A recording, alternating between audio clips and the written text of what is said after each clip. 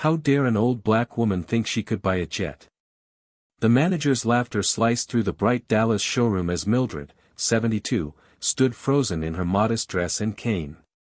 Customers chuckled, treating her like a spectacle rather than a buyer. Yet behind her trembling hands lay a truth that could silence them all. What they didn't know was that Mildred carried more than a dream, she carried power. The marble floor echoed as her journey began. The sun blazed over Dallas Love Field as an elderly black woman named Mildred pushed open the glass doors of a luxury jet showroom. Her modest blue dress and worn leather purse drew instant stares from the room of polished suits and glittering jewelry. A sales manager, Chloe, smirked and let her voice cut across the marble floor. "Ma'am, this isn't a sightseeing stop," she sneered. "People like you don't buy jets." The chuckles that followed echoed like daggers, each laugh a reminder she wasn't welcome. Mildred's hand trembled on her cane, but her eyes stayed fixed on the gleaming aircraft ahead. For her, that plane wasn't just steel and engines, it was the dream her late husband once whispered about. Yet in that moment, surrounded by ridicule and disbelief, the weight of isolation pressed down like a heavy storm. And no one in the room imagined she carried a truth strong enough to shatter their arrogance. Mildred walked deeper into the showroom, her cane tapping softly against the marble. The sound only seemed to draw more whispers.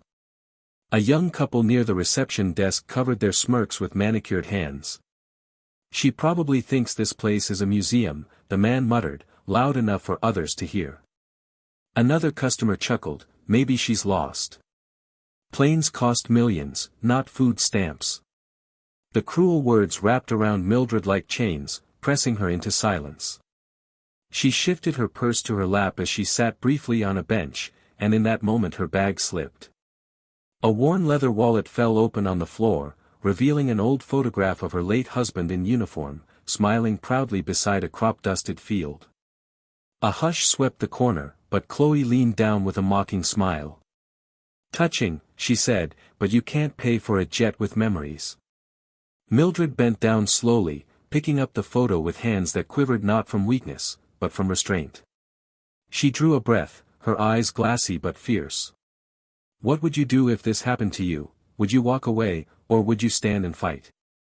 The air in the showroom thickened as Chloe stepped closer, her heels clicking like a countdown to humiliation.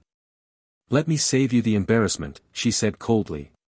"Jets are for real buyers, not old women who should be knitting at home." Laughter rippled across the room, sharp and merciless. Mildred's chest tightened, the weight of their scorn pressing harder with every sneer. For a moment, her cane slipped slightly against the polished floor, and the crowd gasped as if waiting for her to fall. Chloe folded her arms, savoring the moment. "You see, this isn't your world. Maybe go back to your garden, leave the sky to people who belong here." The words cut deeper than any blade, reducing her to a stereotype, stripping away decades of hard work and dignity.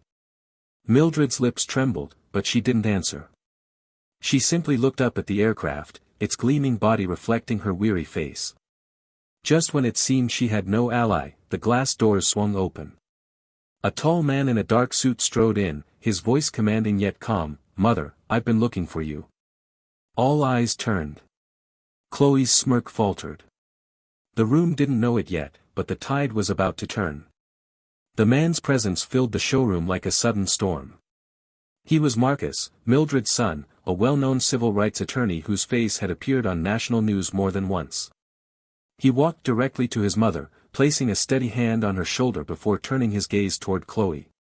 "Did you just tell my mother she doesn't belong here?" His tone was low, but it carried the weight of a gavel. Chloe's face paled. She stammered, "Yes sir, I didn't mean," but Marcus cut her off with a razor-sharp glare. "Respect is not optional. And discrimination in a public business is a violation of law." The room fell into suffocating silence. Customers who had laughed earlier now looked away, ashamed. Chloe's smirk dissolved, her body rigid with fear. Mildred rose slowly, her cane steady now, her voice clear. "I may be old, but I have earned the right to dream. And today, I will." She turned to her son with a calm authority. "Marcus, let's purchase the jet. But not here. From the rival showroom, where respect still exists. The final word struck like thunder. Chloe's knees seemed to buckle as Marcus guided his mother toward the exit. Behind them, the once arrogant laughter collapsed into a heavy, awkward silence. Yet Mildred didn't look back. As sunlight bathed her face, she whispered to Marcus, "Respect is not a luxury, it's a right." And in the reflection of the glass door, the gleam of the jet shimmered, waiting to carry her dignity into the sky.